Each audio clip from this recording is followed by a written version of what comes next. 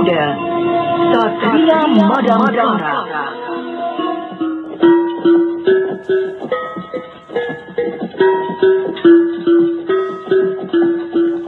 Kini Mantili dan Kutawa sudah memasuki Pamotan.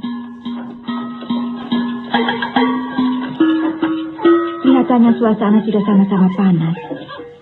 Aku tidak sangka, ternyata Pamotan cukup besar juga kotanya.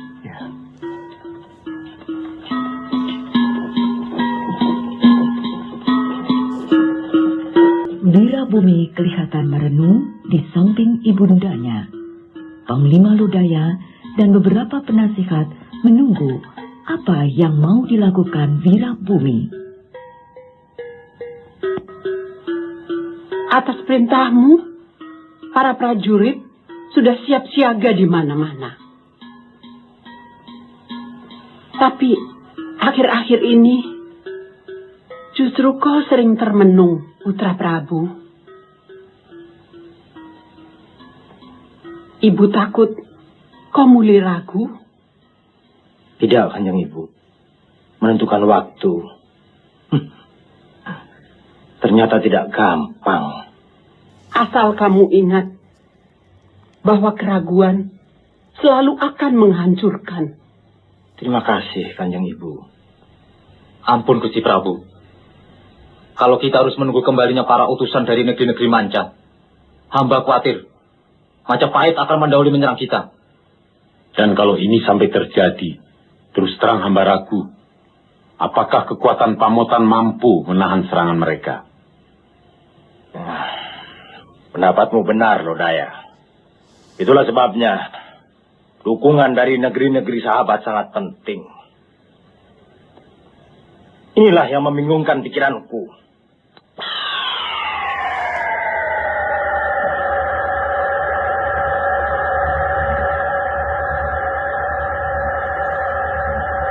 Tidak, Gusti Prabu.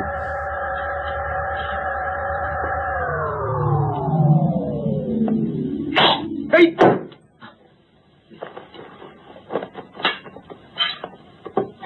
Periksa di luar!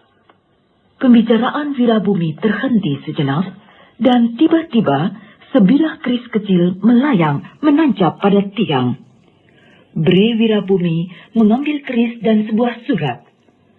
Wirabumi begitu marah setelah membaca surat itu. Lodaya, urus bawahanmu, Tumenggung Bayan. Baik, Gusti Prabu. Mantili dan Kutawa sedang berjalan di sebuah belokan, tetapi dikejutkan dengan suara orang. Mantili dengan cepat mencabut pedang dan menyerang ke arah suara tersebut.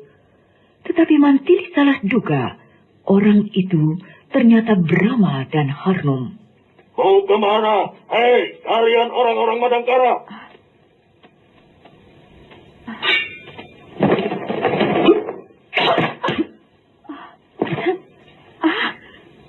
Kakang Brahma?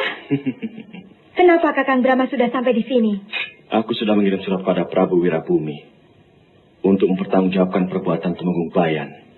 Kakang Brahma sudah menghadap Raja Pamotan. Kalau begitu untuk apa menyuruh kami datang kemari? Sabar. Hanya suratku yang kukirim. Besok aku akan tunggu kedatangan Tumenggung Bayan di hutan tarik. Sementara itu, di padepokan Bukit Kalam, Lasmini dan Tumenggung Bayan sedang bermesraan. Kalau Pamotan berhasil menghancurkan Majapahit, pangkatku pasti dinaikkan. Dan kau akan kubuatkan puri yang indah di sini. Di ibu kota, Kakang Tumenggung. Kakang pikir saya betah tinggal di tempat sepi seperti ini. Saya minta Kakang mendirikan padepokan silat ini hanya untuk membunuh waktu, karena Kakang jarang mengunjungi saya. Itu kan karena tugas negara.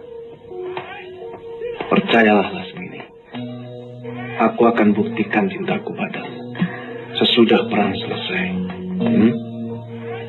Dan semua anak buah padepokan Bukit Kalang akan bantu Kakang Tumenggung.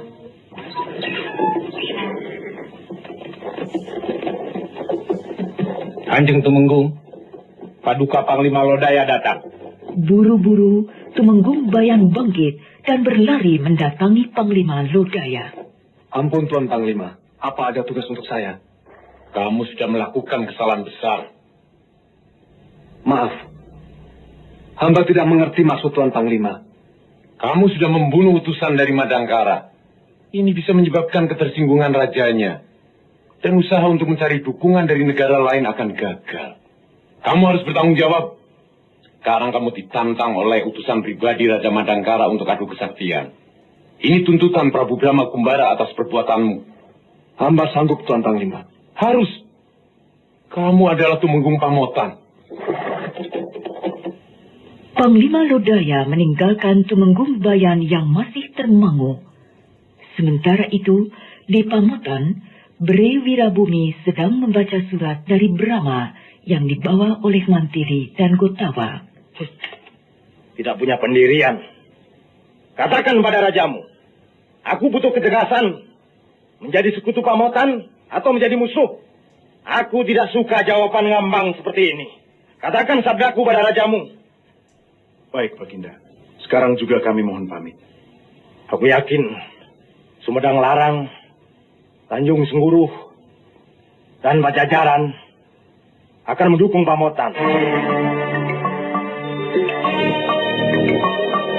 Kudanya menuju ke hutan tarik. Dari jauh, Brahma dan Harnum sudah menunggu kedatangan Tumenggung Bayan. Dengan congkak, Tumenggung itu menghampiri Brahma. Kamu orang Madangkara yang menantangku? Iya. Kamu harus menebus atas kematian Tumenggung Adiguna. Sebenarnya tanggung. Aku harus melayani cuma seorang semacam kamu. Bagaimana kalau kita mulai?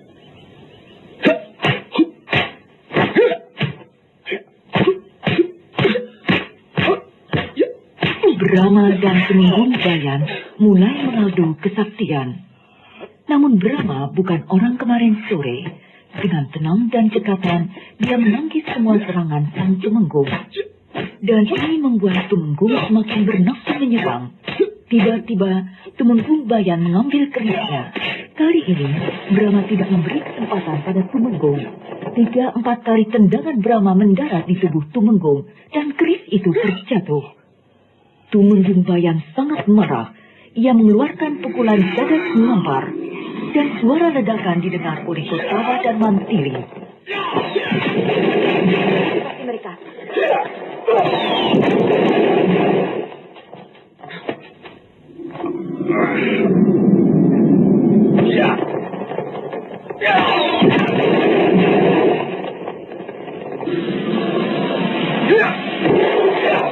Lawan Kakang Brahma cukup tangguh. Ilmu kedajayaan yang dimilikinya cukup tinggi. Iya. Bunyi ledakan ajian cadas ngampar tadi terdengar sampai ke pinggiran bukit.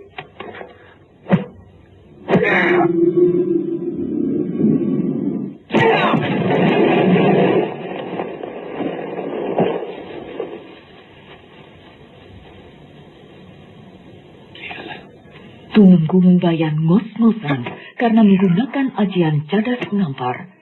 Beberapa pohon tertumbang, namun Brahma masih tersenyum tenang. Tumenggung Bayan heran, tetapi tidak berkata. Kali ini, Tumenggung Bayan menggunakan cakar geni yang bisa membuat hangus. Dengan tenang, Brahma memegang lengan Tumenggung Bayan, dan tiba-tiba Tumenggung itu menjerit-jerit kepanasan, dan seluruh tubuhnya membara berasap untuk kemudian terbakar. Melihat kejadian itu, Mantili, Gotawa serta Brahma tersenyum kagum.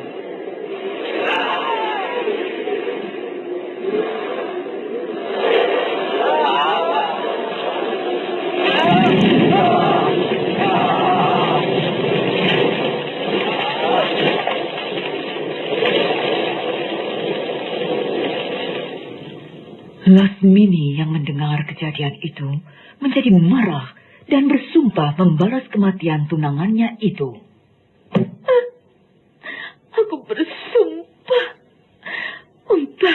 kematian ini. Satria Madangkara harus kubunuh. Satria Madangkara. Ilmu cadas ngampar yang dilemparkan Kakang Tumenggung Bayan sedikit pun tidak menggoyahkan tubuhnya. Bahkan Aji Cakar Geni bisa ditangkisnya tanpa merusak permukaan kulit.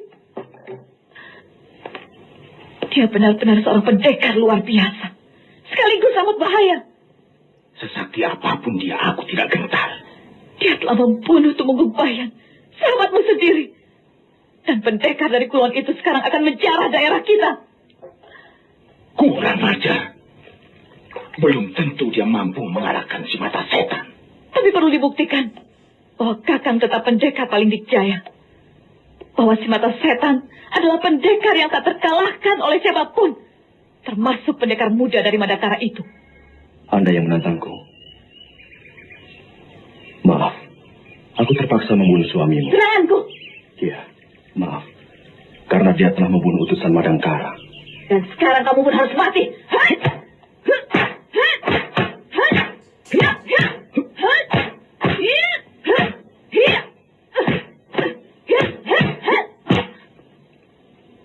Lasmini langsung menyerang Brahma. Bagi Brahma, kepandian sifat Lasmini belum seberapa. Dan diam-diam, Lasmini mengagumi Brahma.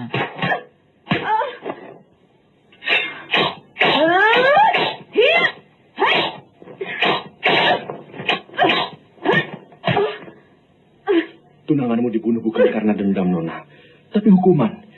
Dia sudah membunuh seorang utusan dari negaraku. Setan! Pokoknya kau harus mampus. Melihat pertarungan yang tidak wajar itu, Mantili menjadi kesal. Memuakkan. Perempuan apa itu? Dia bukan sedang berkelahi. Gerakannya seperti merangsang birahi lawannya. Salah kalau dia mau menaklukkan Kakang Brahma dengan cara begitu.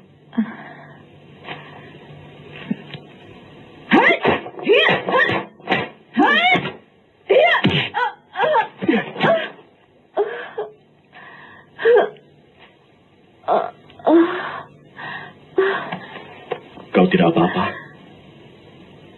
Aku tidak apa-apa. Tapi hatiku justru berdebar. Luka dalam? Tidak. Kamu terlalu mempesona untuk menjadi musuhku. Jangan. Aku sudah membunuh tunanganmu. Dari jauh, Mantili melihat gelagat yang tidak beres. Ia semakin geram terhadap Lasmini. Kurang ajar. Apa maunya perempuan itu? Kakang Brahma! Bunuh saja dia! Siapa dia? Adikku. Yang satu lagi istriku. Suatu saat aku akan bunuh mereka. Juga kamu. Kamu tidak akan mampu. Percayalah. Tiba-tiba, dari belakang teman Lasmini menyerang Brahma. Begitu caramu berkelahi dengan perempuan. Siapa kamu? Lasmini adalah sahabatku. Kalau kau musuhi dia, berarti memusuhi si mata setan.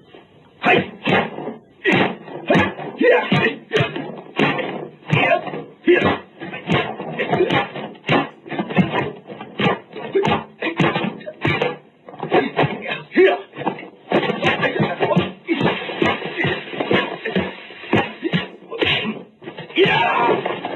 Biar aku yang menghajar perempuan pinal itu.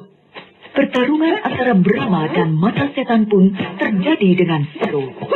Mantili yang sudah sejak tadi menahan amarah, kini menyerang Lasmini. Dan perkelahian pun semakin hebat. Lasmini nyaris dibunuh oleh Mantili. Namun ia segera melarikan diri. Dan Mantili kembali melihat pertarungan antara Brahma dengan mata setan.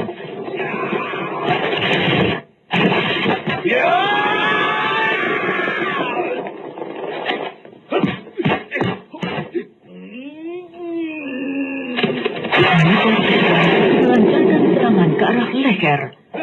Kini Brahma mulai menggunakan ajian serat jiwa tingkat rendah. Mata setan bergetar dan tak henti-hentinya berteriak minta dikasihani.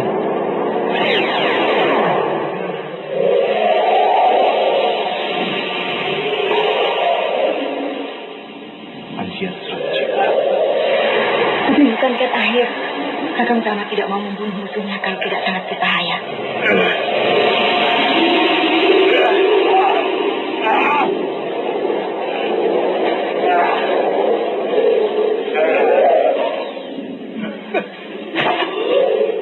Pulang. Kali ini kamu masih aku ampuni. Mata setan berusaha bangkit walau matanya masih menyimpan dendam. Kini Brahma, Mantili, Kotawa serta Harnum kembali melanjutkan perjalanan mereka.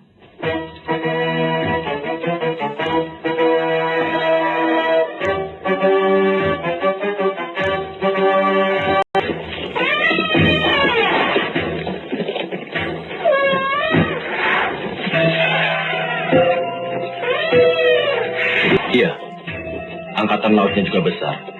Suatu saat kalian akan kuajak ke Tuban.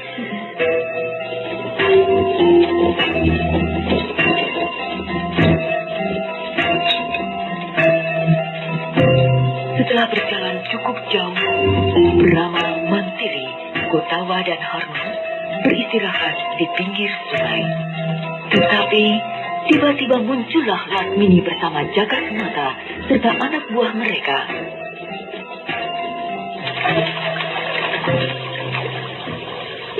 Siapa lagi yang kau bawa, Lasmini? Aku akan menuntut balas kematian muridku Tumenggung Bayan.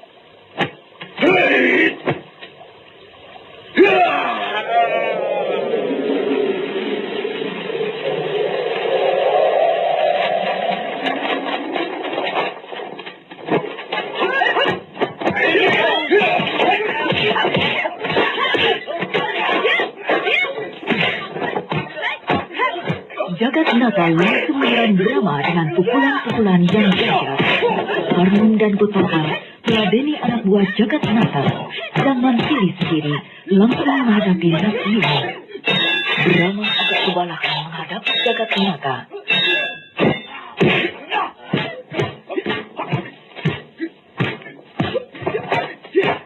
Mantili yang sejak tadi hanya menggunakan pedang perak yang membuat Lasmini silam, kini tidak membuang kesempatan. Dicabutnya lagi pedang setannya, maka keluarlah asap racun dari pedang setan itu, hingga semua murid Lasmini terbatuk-batuk. Lasmini berlari di balik pohon, mengeluarkan ajian sirup Megananda yang membuat Mantili, Harnum, dan Kotawa pingsan terkena sirup tersebut.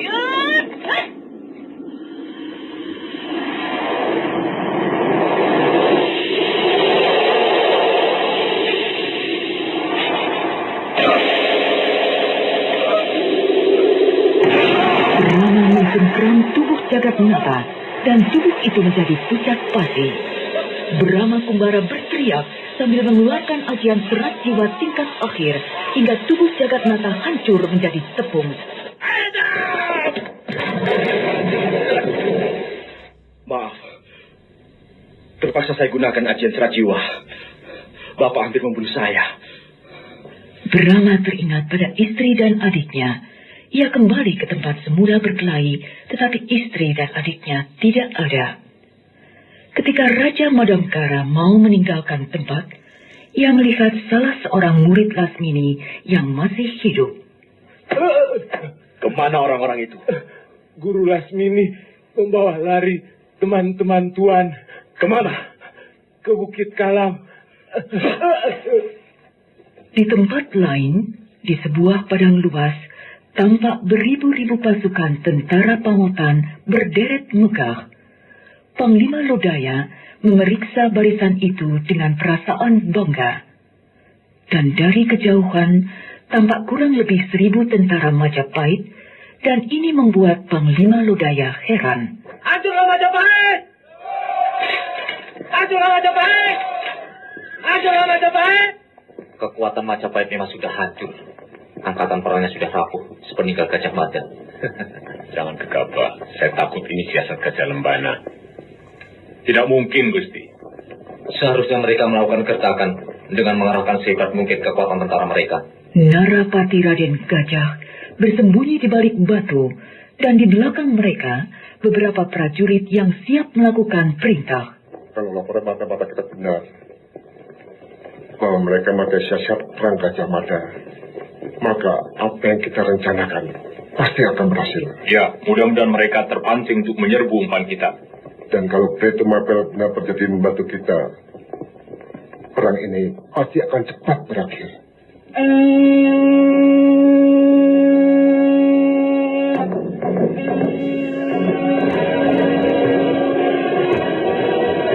Dari kejauhan, pasukan Pamotan mulai bergerak.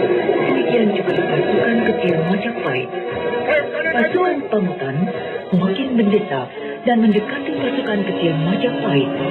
Tetapi, tiba-tiba pasukan Majapahit itu berubah formasi hingga pasukan Pamotan menjadi tertahan. Narapati Raden Gajah memberikan komando dan dari padang ilalang muncullah pasukan-pasukan panah yang nyaris mengepung pasukan Pamotan.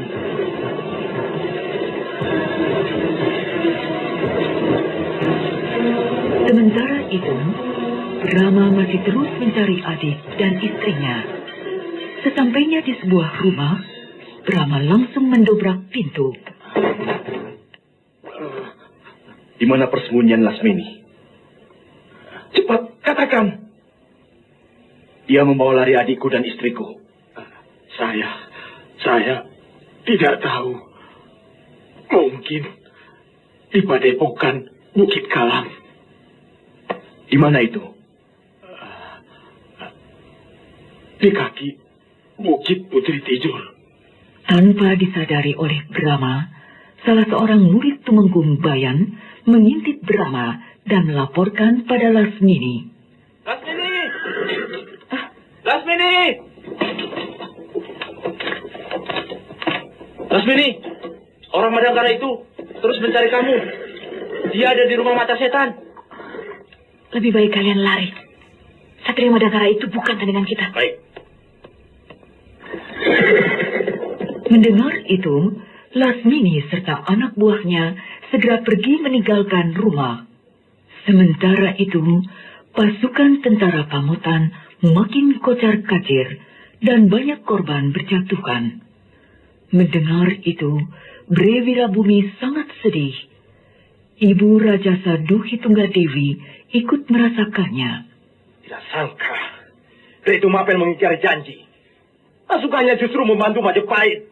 Kau melupakan bahwa Bre Tumapel adalah menantu Wikramawardhana. Tapi dia juga keponakan saya. Dia seorang raja yang seharusnya menepati setiap janji. Tidak usah kecewa. Kau telah melakukan apa yang kau yakini yang paling baik, anakku. Selebihnya adalah wewenang para dewa.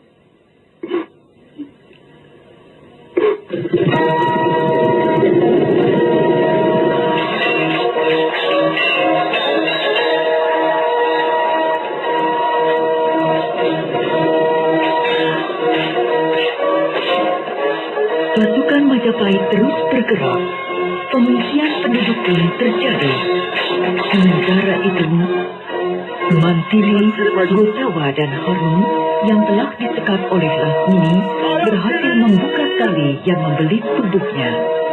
Mereka bertiga segera meninggalkan rumah Lasmini untuk kemudian mencari Brahma. Kenapa tiba-tiba kita berada di sini? Kita terkena sirep bersama dengan asap pedang setanmu. Ilmu sirap yang cukup tinggi. Saya yakin perempuan itu bukan orang sembarangan.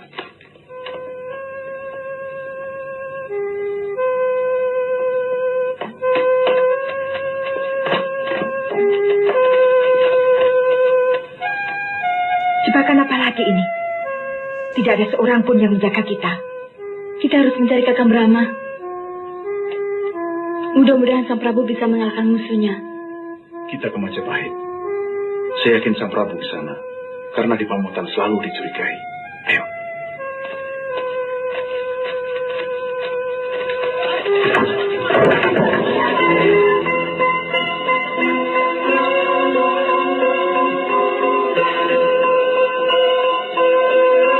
Wirabumi merasa kewalahan menghadapi serbuan tentara Majapahit.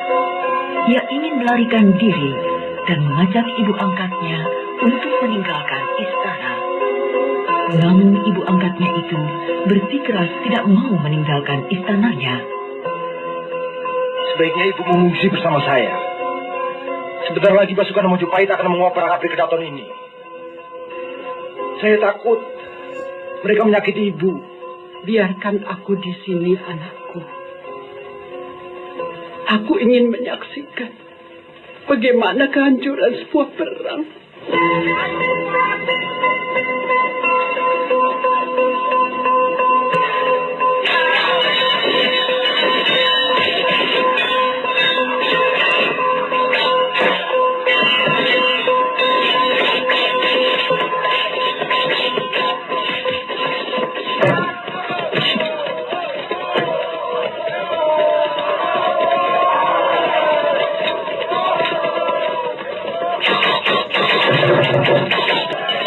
Tentara Majapahit terus maju. Mereka ingin menghancurkan istana Pamotan. Namun tiba-tiba... Jangan hancurkan kedaton saya. Ini rumahku. Aku istri Brema Tahun. Putri tunggal Dyahwiyat Raja Dewi. Penguasa Daha. Yang berperang bukan Pamotan dan Mojopahit. Yang berperang adalah Bre Wirabumi dan Wikramawardhana. Bubar semua!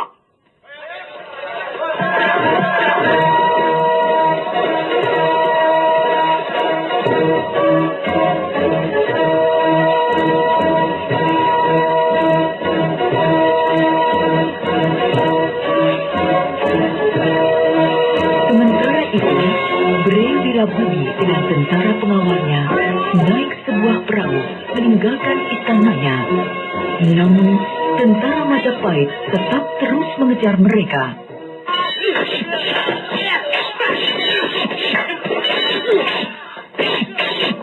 Perkelahian terjadi. Bre Wirabumi mengeluarkan kerisnya, tetapi Narapati Raden Gajah lebih menguasai ilmu bertempur daripada Raja Pamotan itu.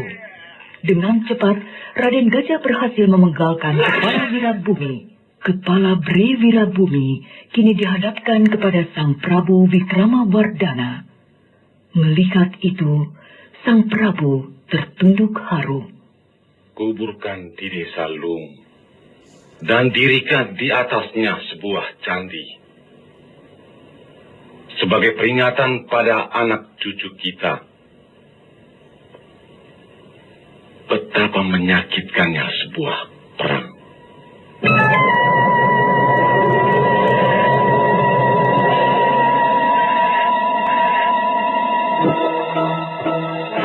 Dari kejauhan, terlihat Brahma Kumbara telah naik di atas punggung burung Rajawali kesayangannya. Kita cari Mantili Gotawa dan istriku Harnum. Yuk. Dengan gagahnya, Brahma Kumbara dan burung Rajawali itu terbang